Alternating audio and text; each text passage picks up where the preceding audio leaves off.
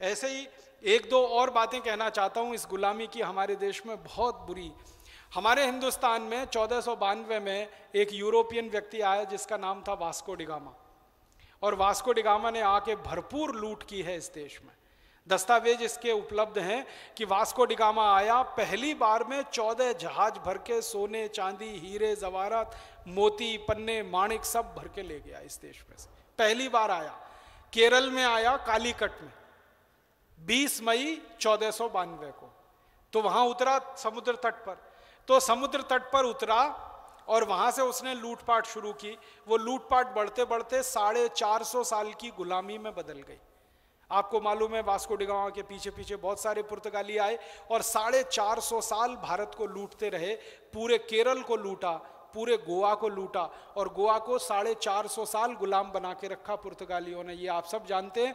और गोवा भारत की आजादी के बाद में आजाद हुआ।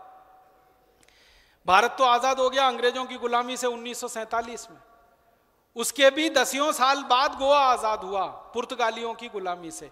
अब जिस वास्को डिगामा ने इस देश की लूट की और जिसने इस देश में पुर्तगालियों का साम्राज्य बनाया और इस देश के एक इलाके को 450 साल तक गुलाम बनवाया, उसके नाम पर हमारे देश में एक पूरा शहर बसा हुआ है, उसका नाम है वास्को डिगामा। यहां कोई गोवा से आए हैं? गोवा आपको मालूम है वास्को डिगामा? आप गोवा की असेंबली में और गोवा की वास्को डिगामा की म्युनिसिपल कॉरपोरेशन में एक प्रस्ताव पारित कराइए कि इस गुलामी के नाम को हम कब तक ढोएंगे। आजादी मिले हुए इतने साल हो गए, अभी भी वास्को डिगामा के नाम पर हमारा शहर क्यों होना चाहिए? कौन सा ऐसा उसने पुण्य का काम किया या दया का या प्रेम का या करुणा का काम किया जिसके लिए हम वास्को डिगामा को याद करें? लुटेरा आदमी था, मारा पीटा है, जबरदस्ती लोगों को ईसाई बनाया है। अगर वो कहानी में सुनाने लगूं कि वास्को डिगामा ने कैसे ईसाई बनाया, गोवा के लोगों के ऊपर इतने अत्याचार हुए हैं, ये गोवा वाले ढूंढे अपने इतिहास में। नाखून खिंचवा लिए हैं उसने उन लोगों के जो ईसाई नहीं बने, पैर के नाखून खिंचवा लिए, हाथ के नाखून खिंचवा लिए, उंगलियों को लोहे के चिमटे में दबा दबा के निचोड़वा दिया है सारा खून, अगर कोई ईसाई नहीं बना, जिसने धर्म नहीं बदला। इतने अत्याचार किए हैं वास्को, सिर गर्दन से कटवा दिए जिन्होंने धर्म बदलने से मना कर दिया अपना।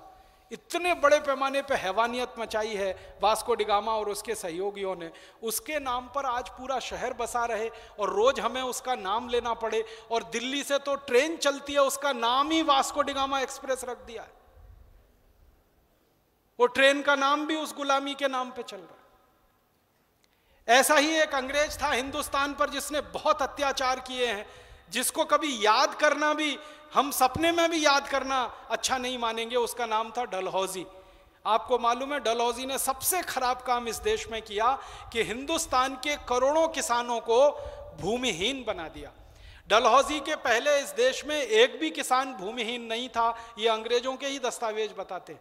अंग्रेजों के दस्तावेज कहते हैं कि डलहौजी के आने के पहले भारत के हर किसान के पास कम से कम 10 एकड़ जमीन थी, कम से कम 10 एकड़ जमीन थी, कम से कम 10 एकड़ जमीन। इसको ध्यान से सुनिएगा, एक भी किसान भूमिहीन नहीं था। और बहुत सारे किसानों के पास 100 एकड़ थी, 500 एकड़ थी, 1000 एकड़ थी, लेकिन कम से कम 10 एकड़ तो हर किसान के पास थी। डलहौजी ने क्या किया, एक कानून लाया, उसका नाम है लैंड एक्विजिशन एक्ट, जमीन को छीन लेने का कानून। उस कानून को लागू कराया और उस कानून के लागू होते ही करोड़ों किसानों की जमीनें छीनकर अंग्रेजी ईस्ट इंडिया कंपनी की जमीन हो गई। डलहौजी पता है क्या करता था? अदालतें लगाता था। एक शहर में चला गया या एक गांव में चला गया, गांव के नागरिकों को बुलाता था इकट्ठा और उनसे कहता था कि ये जमीन तुम्हारी है, इसको सिद्ध करो। तो लोग कहते थे कि ये हमारे पिताजी ने दी है, पिताजी के पिताजी ने दी है, पिताजी के पिताजी ने दी है। कहता था कागज दिखाओ इसका। अब हिंदुस्तान में कागज पर कोई प्रमाण नहीं लिखने की परंपरा है। हमारे यहाँ कोई भी कागज पर प्रमाण नहीं लिखा जाता, हमारे यहाँ तो वचन का महत्व ही बहुत है। तो वो कहते थे हमारे यहाँ तो परंपरा से, तो वो कहता मैं परंपरा नहीं मानता, तुम्हारी जमीन मेरी हो गई। एक एक दिन में 25-25 हजार किसानों से जमीनें छीनी। जिस डलहौजी ने करोड़ों किसानों को भूमिहीन बना दिया, उस डलहौजी के नाम पर इस देश में एक शहर बसा हुआ है। बहुत शर्म आती है, बहुत अफसोस होता है।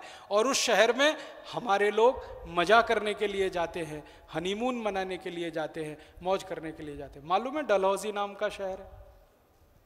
इसी देश का अंग है। हिमाचल प्रदेश और उत्तराखंड या हमारा जो पंजाब है उसके बॉर्डर पे है, तो हिमाचल और पंजाब के बॉर्डर पर ये डलहौजी शहर खून खौलाता है हमारा। जिस डलहौजी ने हिंदुस्तान के करोड़ों किसानों को भूमिहीन बनाया हो, जिसने जमीनें छीनी हो, किसानों पर अत्याचार किए हों, एक एक दिन में 25-25 हजार किसान भूमिहीन किए हों, उस आदमी के नाम पे शहर क्यों होना चाहिए इस देश में? उस शहर का नाम क्यों नहीं बदल देना चाहिए? हमारे पास कोई नामों की कमी है? याज्ञवल्क शहर हो सकता है, वशिष्ठ शहर हो सकता है, विश्वामित्र शहर हो सकता है, कोई नाम से शहर हो सकता है। हिमाचल प्रदेश के किसी ऋषि मुनि के नाम से वो शहर बसाया जा सकता है। डलहौजी में ऐसे कौन से सद्गुण हैं जो उसके नाम पर वो शहर? इसी तरह से बहुत अफसोस है मुझे, और 2-3 बातें आपसे कहना चाहता हूं। हिंदुस्तान में दिल्ली है, दिल्ली में आप वहां गए हैं? इंडिया गेट, दिल्ली वाले कार्यकर्ता यहाँ हैं, वो जानते हैं। इंडिया गेट पर आपने एक स्थान देखा है जो खाली है, प्लेटफॉर्म बना हुआ। वहां पर 1947 में तय हुआ था कि महात्मा गांधी की मूर्ति लगेगी। उसके बाद संसद में 3 बार प्रस्ताव हो गया और आजादी के 62 साल के बाद वहां गांधी जी की मूर्ति नहीं लग पाई। और पता है वहां मूर्ति पहले लगी हुई थी जॉर्ज की, अंग्रेजों के राजा की, और फिर बात हुई कि ये तो अब हमें गुलामी की निशानी के रूप में हटा ही देना पड़ेगा, तो वो हटा के गांधी जी की मूर्ति लगानी। तो गांधी जी की मूर्ति बनी हुई, रखी हुई है, उस स्थान पर लगाई नहीं जा सकी क्योंकि अंग्रेज सरकार को मंजूर नहीं है। हमारी गुलामी हट जाए ये अभी भी अंग्रेज सरकार को मंजूर नहीं है, और भारत सरकार अंग्रेज सरकार से रिश्ते खराब नहीं कर सकती है, इसलिए महात्मा गांधी की मूर्ति नहीं लग सकती। मैं ये कहता हूं महात्मा गांधी की मत लगाओ, भगत सिंह की लगा दो, ऊधम सिंह की लगा दो, चंद्रशेखर आजाद की लगा दो। भगत सिंह की मूर्ति लगाना वहां बहुत प्रासंगिक है क्योंकि उसी के बगल में संसद है जहां भगत सिंह ने बम फेंका था, आपको मालूम है, जिसकी सजा उन्होंने खाई थी और फांसी पाई थी। तो भगत सिंह की मूर्ति लगा दो, क्या तकलीफ है? बहुत लोग कहते हैं गांधी जी की मूर्ति पे विवाद है, भगत सिंह की मूर्ति पे विवाद क्या होगा? कोई भगत सिंह को नहीं मानता हो ऐसा कौन है इस देश में जो उनकी शहादत को सलाम नहीं करता हो? 23 साल की उम्र में जो लड़का फांसी के फंदे पे चढ़ गया, आप में से कितने लोग हैं जिनकी उम्र 23 साल से अभी ज्यादा हो गई होगी और वो 23 साल की उम्र में फांसी के फंदे पे चढ़ गया? और एक ऐसा नौजवान फांसी के फंदे पे चढ़ गया जिसकी सगाई हो नहीं, शादी हो नहीं, सगाई छोड़ी, शादी छोड़ी, और कहना शुरू कर दिया कि मेरी शादी तो हो गई आजादी के साथ, मेरी सगाई तो हो गई आजादी के साथ।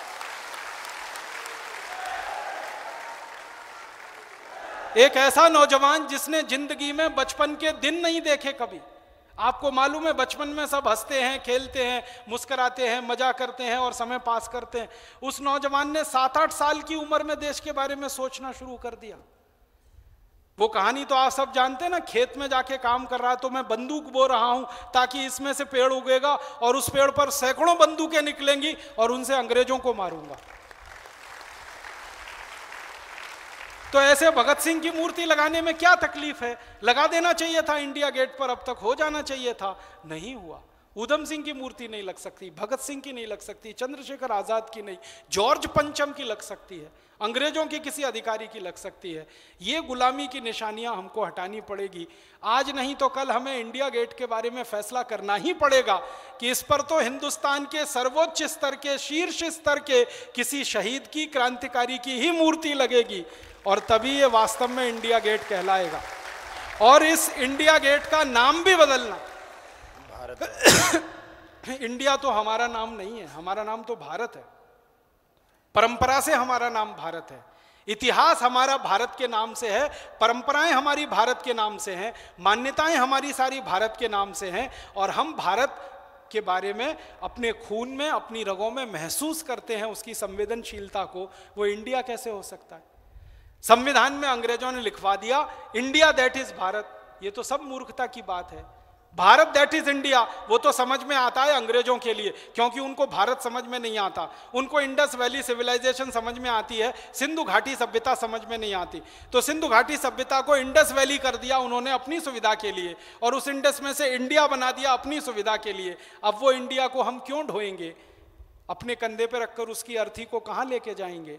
आज़ादी के 62 साल में तो हमको ये तय करना ही पड़ेगा कि Bharat that is Bharat, Bharat that was Bharat, पहले भारत था, आज भी भारत है, भविष्य में भी भारत रहेगा। ये तो गलती से थोड़े दिनों के लिए इंडिया हो गया, तो इंडिया भी हमको हटाना, और हिंदुस्तान के हर कानून में से इंडिया हटाना। हमारे कानून की किताबों में जहां जहां इंडिया है, हर जगह से इंडिया हटाना। आपको मालूम है, Indian income tax act, Indian education act, Indian civil services act, Indian forest act, ये क्या Indian Indian Indian Indian India? सारे कानून की किताबों को एक तरफ से फिर से लिखना पड़ेगा। जहां जहां इंडिया है हर जगह भारत आएगा, वरना आजादी का कोई मतलब नहीं रह जाएगा, वरना लाखों क्रांतिकारियों की शहादत का कोई मतलब नहीं रह जाएगा।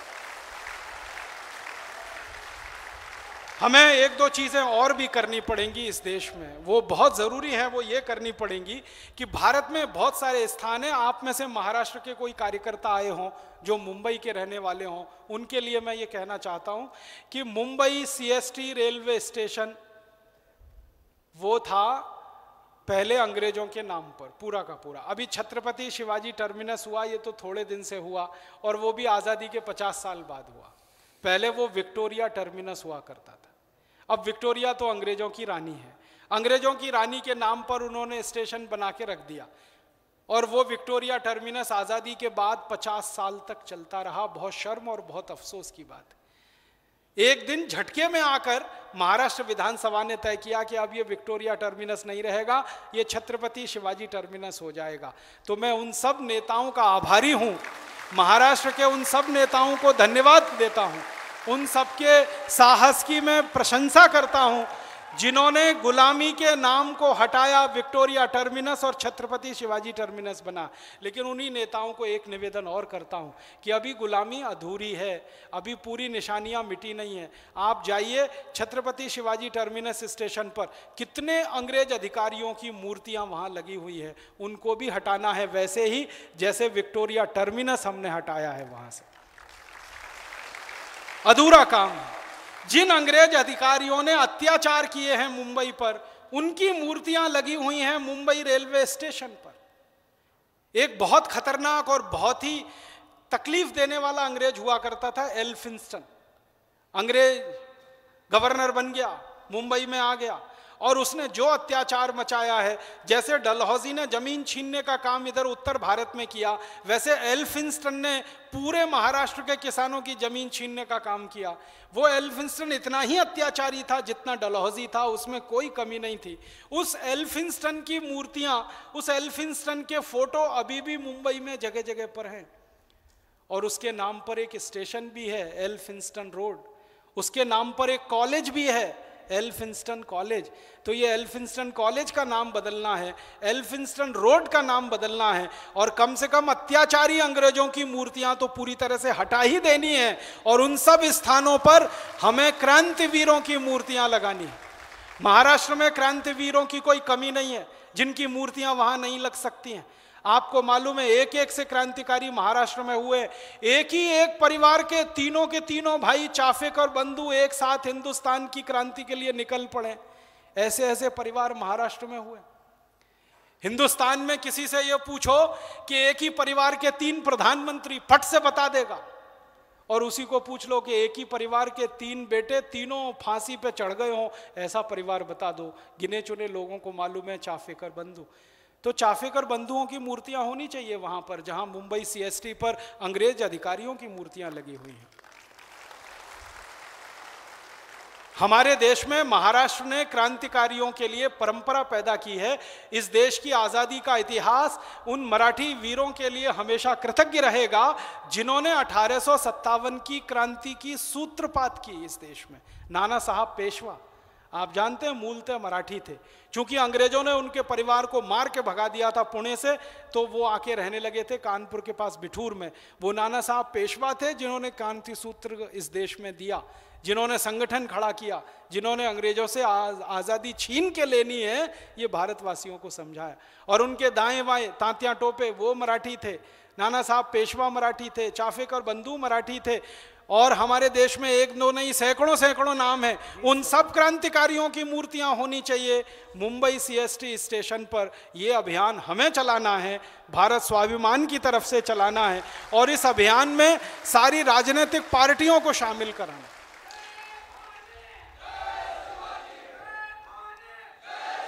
इसके साथ और एक काम करना है अपने महाराष्ट्र के कार्यकर्ताओं को, चर्च गेट का नाम बदलना। ये चर्च गेट का नाम हमारा नहीं है, अंग्रेजों का दिया हुआ नाम है। आजादी के 62 साल के बाद चर्च गेट का नाम हम हमारी छाती पर क्यों ढोएंगे? चर्च गेट बदलना है, वहां की मूर्तियां हटानी है। और आप मुंबई महानगर पालिका की बिल्डिंग में कभी भी जाइए तो दरवाजे पर जो सबसे बड़ी मूर्ति है वो सबसे खतरनाक अंग्रेज अधिकारी की मूर्ति है, जिसने सैकड़ों नहीं हजारों मां बहन बेटियों के साथ बलात्कार किए और करवाए। उसकी मूर्ति वहां लगी हुई है और बड़े शान से वो खड़ा हुआ है वहां पर। हमें किसी दिन उसको हटा देने की बात करनी पड़ेगी, उसको समाप्त करने की बात करनी पड़ेगी। वहां मूर्ति हो सकती है तो लोकमान्य बाल गंगाधर तिलक की होनी चाहिए, वहां मूर्ति हो सकती है तो चाफेकर बंधुओं की होनी चाहिए, वहां मूर्ति हो सकती है तो सावरकर जी की होनी चाहिए। अंग्रेज अधिकारी की मूर्ति को आजादी के 62 साल में तो हम बर्दाश्त नहीं करेंगे, क्यों करेंगे? तो इस तरह से हमें हमारे सारे गुलामी के निशाने हटाने। अगर यहाँ उत्तर प्रदेश से कोई लोग आए हों, इलाहाबाद में एक इलाका है जो गुलामी का सबसे खतरनाक प्रतीक है, चैथम लाइन्स है। एक अंग्रेज अधिकारी हुआ करता था चैथम, उसने वहां जाके एक अपनी कोठी बनाई थी और वहां पे कुछ सेना रखना शुरू किया था, तब से वो चैथम लाइन्स पड़ गया। आज़ादी के 62 साल के बाद वो चैथम लाइन्स इलाहाबाद में चल ही रहा है। और भी एक खराब जगह है इलाहाबाद में, म्योर रोड है, वो एक अंग्रेज अधिकारी के नाम पर है। सबसे खराब अंग्रेज अधिकारी था म्यो, जो इलाहाबाद में आया था, जिसने हिंदुस्तान में आज़ादी के इतिहास में कालिख पोंछी है। वो ये कि इलाहाबाद के जो क्रांतिकारी होते थे ना, उनको नीम के पेड़ पर फांसी लटकाकर गोली मारा करता था। वो म्यो अधिकारी था। उसके नाम पर म्योर रोड है, उसके नाम पर म्योर कॉलेज है, उसके नाम पर म्योर स्पोर्ट्स कॉम्प्लेक्स है। बहुत शर्म आती है मुझे ये गुलामी की निशानियां। चेन्नई में चले जाओ तो रिपन बिल्डिंग है। रिपन एक खतरनाक अंग्रेज अधिकारी था जिसने पूरे मद्रास की ग्रामीण अर्थव्यवस्था को ध्वस्त कर दिया, एक कानून बना के पूरे मद्रास की ग्रामीण अर्थव्यवस्था को ध्वस्त कर दिया। उस रिपन के नाम पर बिल्डिंग है, उस बिल्डिंग में म्युनिसिपल कॉरपोरेशन का ऑफिस चलता है। उससे भी ज्यादा खतरनाक एक अंग्रेज था कर्जन, जिसने बंटवारा किया था बंगाल का हिंदू और मुसलमानों के आधार पर। पूर्वी बंगाल, पश्चिमी बंगाल, पूर्वी बंगाल मुसलमानों का, पश्चिमी बंगाल हिंदुओं का।